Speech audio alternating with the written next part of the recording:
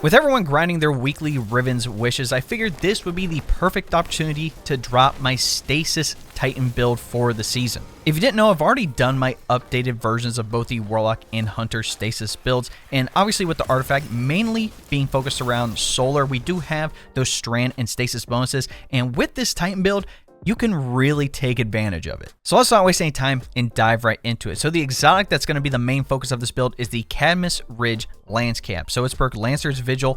Diamond Lances create stasis crystals on impact when thrown, with more crystals created by hitting bosses and vehicles while using a stasis subclass, and behind your rally barricade, rapid precision hits and combatant final blows with a stasis weapon creates a diamond lance near you. So again, the main thing with this is to be able to capitalize on the diamond lance and be able to freeze everything on the field, and there's going to be some really big bonuses that we can take advantage of with the artifact. But first, let's talk about what I'm using under the subclass to give you some more information. So first up, for my abilities, obviously under class ability, we're going to be using the Rally Barricade to take advantage of getting more Diamond Lances behind cover. For movement, I just go with Strafe Lift, but a lot of people like Catapult. Use what you want. We only have the one melee, which is Shiver Strike, which does slow targets and knock them back, so keep that in mind. And then lastly, for the grenade, you do have a couple options here. I personally like Dustfield this season because it'll slow and freeze targets eventually. So this means we can take care of two types of champions, and we're going to be creating, stasis crystals on the field anyway, so there's not really a huge need for the Glacial Grenade, so I felt that the Dustfield is the best option here. For aspects, first up, obviously we got to use Diamond Lance here. So shatter or defeat targets with stasis abilities or weapons to create a stasis lance. Essentially, any stasis stuff that we do, it'll create a lance at that location. And you can either, throw it, so you throw the lance, it'll freeze the targets on impact, or you can use your melee button and slam the lance into the ground and freeze targets in a small area. Our second aspect, we're going to go with Tectonic Harvest. So shattering a stasis crystal creates a stasis shard. This shard grants melee energy when picked up by you and your allies, and in general, if you pick up a stasis shard, it gives you melee energy, so that means we get bonus melee energy from this. Under our fragments, first up, I like Whisper of Refraction. Defeating slowed or frozen targets grants you class ability energy, so we can get that Rally Barricade back faster. Next, I personally like Whisper of Bond. So defeating a frozen target generates an orb of power. It is a -10 to intellect. If you did want to switch this out for Whisper of Durance, so slow that you apply to targets lasts longer. For those abilities that linger, their duration will also increase. It's a +10 to strength, but we're going to be freezing a lot of targets here versus slowing them, so I like having that extra orb of power. Next is Whisper of Shards. This one's kind of important. So shattering a stasis crystal temporarily boosts your grenade recharge rate. Shattering additional stasis crystals increases the duration of this benefit. Essentially, we can get the grenade back faster as long as we break some crystals. Next, these next two kind of go together, but Whisper of Conduction, nearby stasis shards track to your position, +10 to resilience and intellect here. So any of the stasis shards that we create will automatically come to us, and with Whisper of Rhyme, when we collect them, it grants a small amount of overshield, which falls off after 10 seconds. Collecting additional shards adds to the overshield and refreshes the timer, and with all the targets we're going to be freezing on the field, there's going to be a lot of stasis shards. Under the artifact here, I really like this setup. First up being Flame Fiber and Freeze to take advantage of the Solar Stasis Siphon mod on the helmet, and then Flint Striker. This one's really important, so rapid solar weapon precision hits or final blows grant Radiant, and that leads into a couple of different artifact perks here. First up being Kindling Trigger, so Radiant causes solar weapons to apply Scorch to unscorched combatants. Next with Torch, this one's going to come into play almost constantly here, so while you're Radiant, you deal increased weapon damage to combatants affected by Strand and Stasis debuffs. So as long as we're Radiant, we get free weapon damage to enemies that are either slowed or frozen. And then lastly, Raise Precision. While Radiant, Solar Precision final blows cause combatants to ignite. It's a really good just AoE explosion that can take out a lot of targets. Now, leading into the stasis portion, we have Pillar of Ice. So defeating an encased combatant spawns a stasis crystal.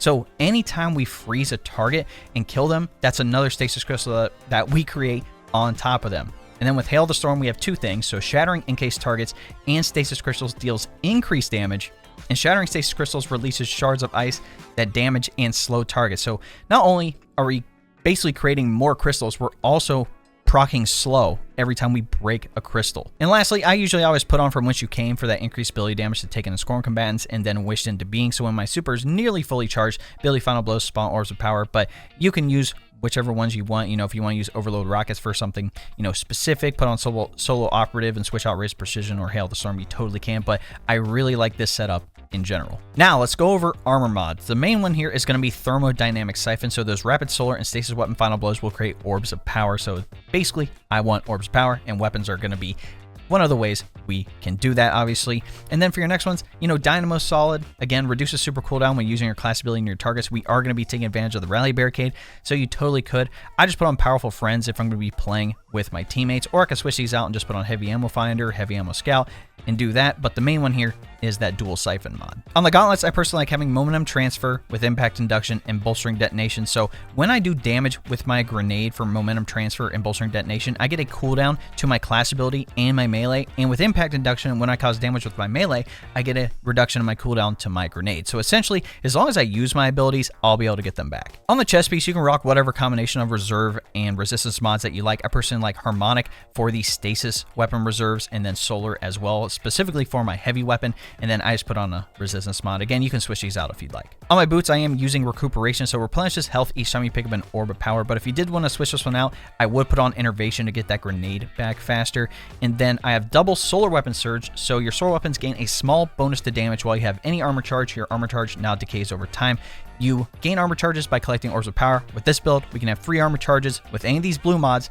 That means that armor charge is going to last 10 seconds, which means we have 30 seconds of that bonus weapon damage for solar weapons. And then lastly on the class item, I'm using Bomber, so it reduces my grenade cooldown when I use my class ability. I also like Reaper here, so when I pop my class ability, as long as I get a kill within 10 seconds, it'll spawn an Orb of Power. And then lastly, Time Dilation. Your decaying armor charge has a longer duration, so that 10 seconds that I mentioned from Solar Weapon Surge actually gets bumped up to 15 seconds. So now we have 45 seconds of bonus weapon damage at 3 armor charges. For stats to focus on, we talk about every video, try to have tier 10 100 resilience. It's going to give you a 30% damage reduction, which is going to be highly needed, especially for tougher activities. And coincidentally, resilience is also tied into how fast we're going to be able to get that Rally Barricade back. So again, if we have it at tier 10, we have it at 100, that means we can get that Rally Barricade back even faster. And then the second one I would focus on is Discipline. Again, Discipline is tied to how fast you can get that grenade back, and we definitely want to take advantage of it. We can still get the melee back pretty quickly. As long as we're getting kills, we'll be able to get that super back, so we don't really need intellect.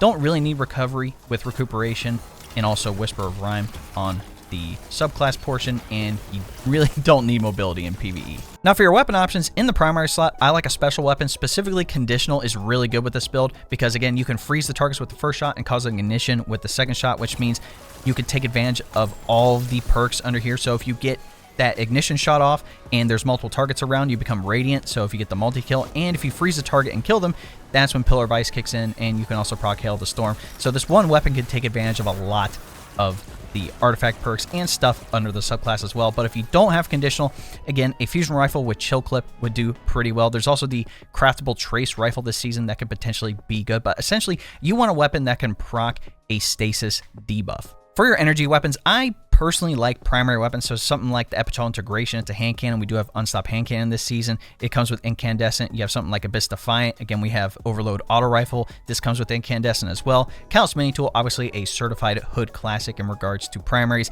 If for some reason you want to use an exotic, Sunshot is highly recommended here. This thing feels really great after the hand cannon buff last season. It just absolutely destroys here. If you want to do double special, again, you could do something like Cartesian Coordinate with Vorpal. I have this craftable Acacia's Ejection with Incandescent. Again, just use whatever your favorite solar primary weapon is in the energy slot. And for your heavy slot, obviously, just use your favorite solar heavy weapon. I like this Apex Predator here, Recon Bait and Switch. I have Briar's Contempt, you know, Recon Surrounded. Same thing with Cataclysmic, 4 times the charm Bait and Switch. All of these are craftable. I got a solid roll in the Avalanche with Rewind rounds and Target Lock. If I did want to use a heavy exotic, Dragon's Breath is very solid this season, especially with DPS. This thing is disgusting, but honestly, just use your favorite solar heavy weapon. Now, if you got through all that and you're still a little confused about how this build works, I'm going to break it down for you, but honestly, all you need to do is use your stasis abilities, use your Diamond Lances, get some kills with your solar weapons, and you're going to gain a lot of bonuses here. So there's 2 things with this build that synergize really well together. First up being the stasis portion. So as long as you are either getting kills with targets that are affected by stasis, whether it's slowed from anything like the Dustfield Grenade, your Shiver Strike melee, you know, use a Diamond Lance on a target to freeze them, also spawns a Stasis Crystal. Again, you're taking advantage of everything like Whisper of Refraction, getting that class ability back, creating an Orb of Power with Bonds. As long as you break a Stasis Crystal, you can get that Dustfield Grenade back faster as long as you break the crystal, which will start that timer. And every time you break a crystal, it creates Stasis Shards, which will auto-track to you and give you an Overshield. So there is a AoE effect on top of a survivability aspect just on the Stasis side. And again, with the artifact, as long as you kill an in-case target, that's frozen, you create another stasis crystal, and when you break it, it'll slow everything around it and have increased damage when you break the crystal because of Hail the Storm. With just that, you can stop Overload and Unstoppable Champions, and this is kind of where the solar weapons portion comes into play, specifically with Flint Striker, right? As long as we get those rapid precision hits or final blows with the solar weapon, we get Radiant, and as you know, as long as you're Radiant and your weapon doesn't have a champion mod thing on it, you can break anti-barrier champion shields. On top of that, you're going to be scorching every target that's unscorched with Kindling Trigger. With Torch, as long as you're Radiant, you get increased weapon damage to targets that are affected by your stasis debuffs. So as long as they're frozen or they're slowed, guess what? Free weapon damage on top of that. And if you get a precision final blow, it causes an ignition, which can also stop unstoppable champions. And the good thing here too is that as long as you get a multi-kill with it, you can keep Radiant up with Flint Striker and be able to break those stasis crystals around it, giving you all the bonuses that I mentioned previously. And like I said, Conditional Finality can take advantage of both of these, allowing you to freeze the targets, create stasis crystals, and be able to cause ignitions and gain Radiant. Your mods are honestly just bonuses. You know, on the helmet you have the Siphon mod, so as long as you get any type of weapon kill, it creates Orbs of Power. With your gauntlets, Momentum Transfer, Impact Induction, and Bolstering Detonation, you're getting your abilities back as long as you use them. Again, with the chest piece, you get more reserve ammo.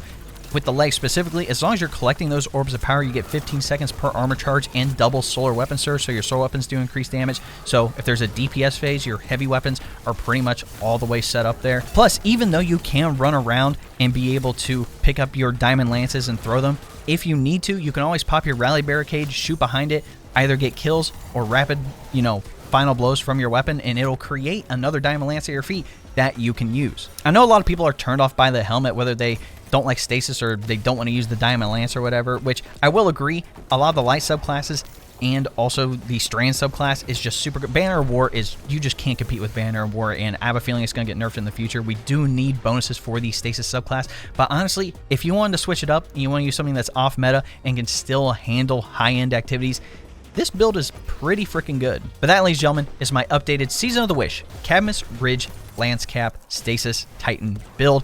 That was a lot to say. Let me know what you guys think in the comments. I'm actually going to put the dim link for this build in the description, so if you want to copy everything that I'm using, down to the subclass, the weapons, the armor mods, even the drip, if you'd like. I always have people ask me about questions with shaders and ornaments and stuff like that, so all of that will be included in the dim link. Test out for yourself and let me know what you guys think. Is there something that you like using with this build in particular? What do you think needs added to Stasis to make it just as viable as the other subclasses right now? In any event, ladies and gentlemen, if what you saw is valuable or entertaining to you, be sure to drop a like on the video, subscribe to the channel, and then turn on the bell next to notifications so you don't miss out on any other content here on the channel. If you didn't know, we live stream here on YouTube and then also on Twitch. That link will be in the description. Again, we are mainly going to be playing Destiny 2, Cyberpunk 2077, and other live service games that, I mainly make content around.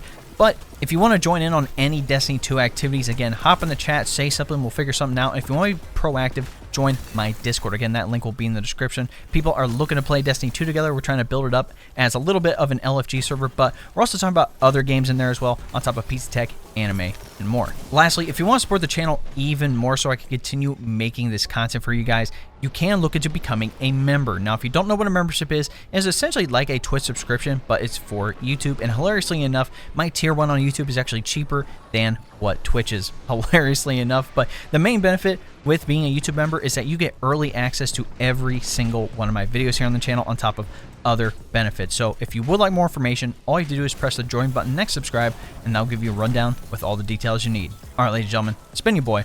We'll catch you in the next one. Cheers.